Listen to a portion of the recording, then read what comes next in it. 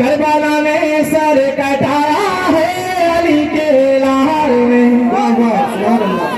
آگے سے لے کر پیچھے تک سے لے کر ادھر تک پورا مجمع ایک بار کہہ دے دونوں ہاتھوں کو اٹھا کے یا حسین.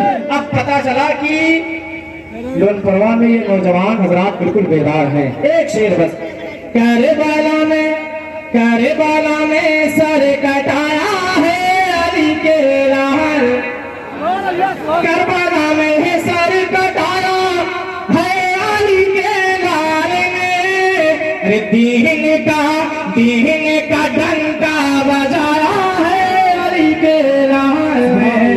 دین کا ڈنکا بجایا ہے علی کے لہر میں. دین کا ڈنکا بجایا ہے علی کے لہر میں.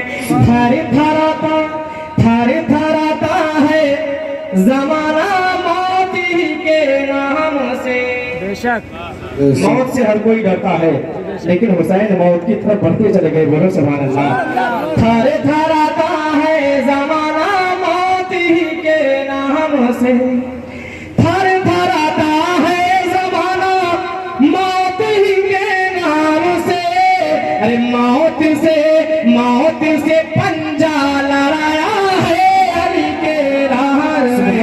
موت سے پنجا لڑایا ہے علی کے لہر میں. موت سے پنجا لڑایا ہے علی کے لہر میں. جب میدان کربلا میں سن 61 ہجری میں یزیدیوں نے امام پاک کو میرے آقا امام کو شہید کیا تو یزیدیوں نے ڈھول تاشا بجایا, نقارہ بجایا, خوشیاں منایا. لوگوں نے کہا, یزیدیوں نے کہا حسین کا نام مٹ گیا, حسین کے بچوں کا نام مٹ جائے گا, حسین کا نام لینے والا کوئی نہیں ہوگا. اتنے میں غیب سے آواز آتی ہے اور آقا حسین کے سر مبارک کو جب نیزے پر چڑھایا گیا اور یہ سارا قافلہ بچوں کو, بیٹیوں کو, سکینہ کو, زینب کو قیدی بنایا گیا اور اس کے بعد جب یہ سارا قافلہ چلا سر حسین کو نیزے پر چڑھایا گیا.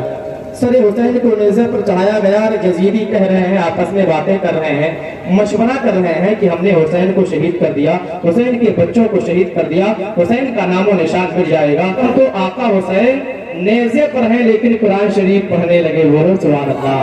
قرآن شریف پڑھنے لگے. انا اصحاب الکہف والرقیم کانوا من آیاتنا عجبا. یہ قرآن شریف کی آیت ہے. بولو سبحان اللہ. جب پڑھنے لگے تو سارے یزیدی, جو یزیدی سپاہی تھے, جو یزیدی لشکر تھا, جو ملٹری والے تھے, وہ سارے لوگ جو آپس میں باتیں کر رہے تھے کہ آقا حسین, کیا حسین کا نام مل گیا, حسین مر کر مٹی میں مل گئے. جب میرے آقا حسین نیزے پر قرآن پڑھنے لگے سارے یزیدی لوگ آقا حسین کے چہرے کو دیکھتے ہیں. بولے سبحان اللہ. میرے آقا حسین نے میدان کربلا میں بتا دیا, یزیدیوں سنو, کل بھی میں زندہ تھا, آج بھی میں زندہ ہوں. بولو تو میرے آقا حسین نے نیزے پہ قرآن شریف پڑھا. ایک شاعر نے کہتا ہے, میرا اسلام زندہ تھا, میرا اسلام زندہ ہے, محمد مصطفیٰ صلی اللہ علیہ وسلم کا نام زندہ ہے.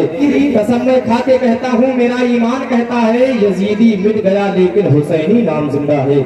یزیدی مٹ گیا لیکن حسینی نام زندہ ہے. آقا میرے حسین کا نام, جب سے کربلا کا واقعہ پیش آیا ہے تب سے کسی زمیندار نے, کسی منتری نے, کسی نیتا نے, کسی لیڈر نے, کسی زمیندار نے اپنے بیٹے کا نام یزید نہیں رکھا. اپنے وقت کا بادشاہ اگر اپنے بیٹے کا نام رکھتا ہے تو غلام حسین رکھتا ہے. غلام حسین علی حسین رکھتا ہے کہ نہیں رکھتا ہے. کسی زمیندار نے, کسی منتری نے اپنے بیٹے کا نام یزید نہیں رکھا, کیونکہ منتری بھی جانتا ہے, نیتا ودھائک بھی جانتا ہے کہ یزید مر کر مٹی میں مل گیا اور میرے آقا حسین آج بھی زندہ ہے. سبحان اللہ. تو زندہ لوگوں کے ساتھ دنیا رہتی ہے, زندہ لوگوں کے ساتھ دنیا رہتی ہے. مطلب کسی نے, اچھا ایک بات بتاؤ, آپ نے ابھی تک کسی کا نام یزید پایا کسی گاؤں میں؟ اور حسین گھر گھر میں ہے. بولو سبحان اللہ. حسین گھر گھر میں ہے, میرا آقا حسین گھر گھر میں ہے. اس کے بعد یہ سارا قافلہ چلا دمشق کی طرف, یزید کے پاس لے جایا گیا. واقعہ بڑا لمبا ہے. اب ہم سوچیں کہ آدھے گھنٹے میں 40 منٹ میں ہم داستان کربلا آپ کو سنا دے تو ناممکن ہے. تو کہیں چھوڑنا پڑے گا, کہیں بولنا پڑے گا, کہیں سنانا پڑے گا, چھوڑ کے کہیں نہ موٹی موٹی باتیں سمجھائی جا سکتی ہیں, لیکن سیریل سے واقعہ کو واقعہ نہیں بتایا جا سکتا. بس یہ کہ امام پاک کا سر مبارک جب راستے سے گیا کئی کرامات امام حسین کے سر مبارک سے ظاہر ہوا، بولو سبحان اللہ۔ کئی لوگوں کو آقا حسین نے ایمان والا بنا دیا، بولو سبحان اللہ۔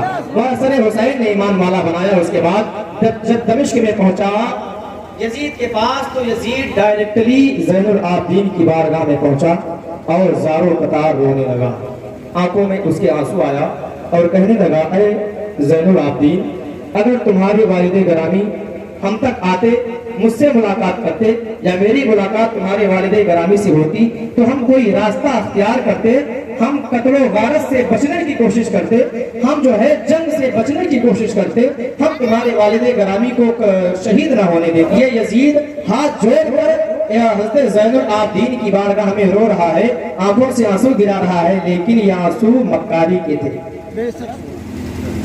یہ آنسو محبت میں نہیں کہ مکاری کے آنسو تھے، کیونکہ یزید بادشاہ ہے اور یزید کے حکم، یزید نہیں گیا تھا میدان کربلا میں، یزید نہیں گیا تھا، یزید کا گورنر ابن زیاد، گورنر کا سپہ سالار، کمانڈو، سی او میدان کربلا میں تھا۔ یزید سوچ رہا ہے کہ میں گنہگار ہوں، ہو سکتا ہے زین العابدین مجھے معاف کر دیں، تو اگر زین العابدین مجھے معاف کر دیں گے تو ہو سکتا ہے زین العابدین کے معاف کرنے کے عوض میں اللہ مجھے جنت دے دے۔ یہ یزید اس چالاکی میں تھا کہ زین العابدین مجھے بخش دے، ہماری خطا کو معاف کر دے، لیکن زین العابدین سے یہ رو رہا ہے، گر گراتا ہے اور کہتا ہے، اے زین العابدین، بتاؤ میں تمہاری کیا خدمت کر سکتا ہوں، جو آپ حکم دو میں تمہاری خدمت کرنے کے لیے تیار ہوں۔ اے زین العابدین، یہ سونا چاندی ہے، یہ درہم و دینار ہے، آپ جس چیز کی آپ کو ضرورت ہے لے لو۔ زین العابدین نے کہا، مجھے تمہاری کسی چیز کی ضرورت نہیں ہے، مجھے تم سے کوئی امید نہیں ہے۔ ہمیں ایک دن جامع مسجد میں جمعہ کے دن تقریر کرنے کا موقع، اور اس کے بعد میں جب تقریر کیا زین العابدین نے، پورا کوفہ، پورے لوگ جامع مسجد میں جتنے لوگ تھے، حضرت زین العابدین کی تقریر کو سن کر سارے لوگ رونے لگے، بولو سبحان اللہ۔ سب کی آنکھیں نم ہو گئی، اور جب دیکھا، ان لوگوں نے دیکھا، یزیدیوں نے دیکھا کہ زین العابدین کی طرف پورے مسجد کے لوگ جا رہے ہیں، زین العابدین کے ہاتھ پر بیعت کر لیں گے، زین العابدین کی طرفداری میں لوگ آ گئے ہیں، تو آپ کو منع کیا تقریر کرنے سے۔ پھر اس کے بعد میں زین العابدین نے کہا، مجھے مدینے کی طرف جانے دو، مجھے مدینہ پہنچا دو۔ یزید جو ہے نعمان بن بشیر کو بلاتا ہے۔ نعمان بن بشیر کون ہے؟ جو مدینہ کے گورنر تھے۔ کہاں کے گورنر؟ مدینہ کے گورنر، جسے ہم دوسری لفظ میں کہتے ہیں مکھ منتری، مکھ منتری کہتے ہیں، حضرت محترم۔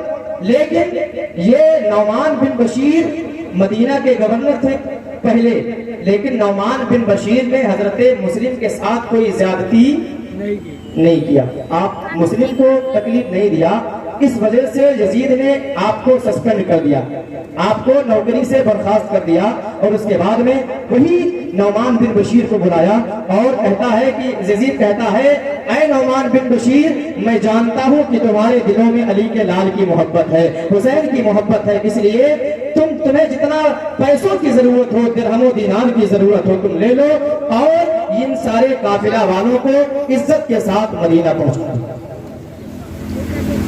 نعمان بن بشیر 30 آدمی کا ایک دستہ لیتا ہے، 30 سپاہیوں کا ایک دستہ لیتا ہے، ایک قافلہ لیتا ہے، اور نعمان بن بشیر مکھ منتری ہونے کے بعد، گورنر ہونے کے بعد، نعمان بن بشیر حضرت زین العابدین کی خدمت کرتا جا رہا ہے، بولو سبحان اللہ، انہیں کھانا کھلاتا پلاتا جا رہا ہے۔ جب یہ قافلہ مدینہ پہنچا، مدینہ جب امام زین العابدین پہنچتے ہیں، حضرت زین العابدین رضی اللہ تعالیٰ عنہ، جب حضرت بہن زینب، پھوپھی زینب روتی تھی اپنے بچوں کو یاد کر کے، بچوں کی محبت میں جب زینب کی آنکھوں سے آنسو نکلتے تھے، زین العابدین کہتے تھے، اے میری پھوپھی جان گھبراؤ نہیں، ابھی میں زندہ ہوں، بولو سبحان اللہ۔ جب سکینہ روتی تھی، زین العابدین سب کو تسلی دیتے تھے، سب کو صبر دیتے تھے، شہر والوں روتی تھی تو آپ کو صبر دیتے تھے کہ اے امی جان میں ابھی زندہ ہوں، ابھی آپ کو رونے کی ضرورت نہیں ہے۔ زین العابدین سارے لوگوں کو تسلی دیتے آئے، صبر دیتے آئے، لیکن جب زین العابدین आबदीन का काफिला मदीने में दाखिल हुआ। हज़रत मोहतरम सारे मदीने की औरतें निकल पड़ी हैं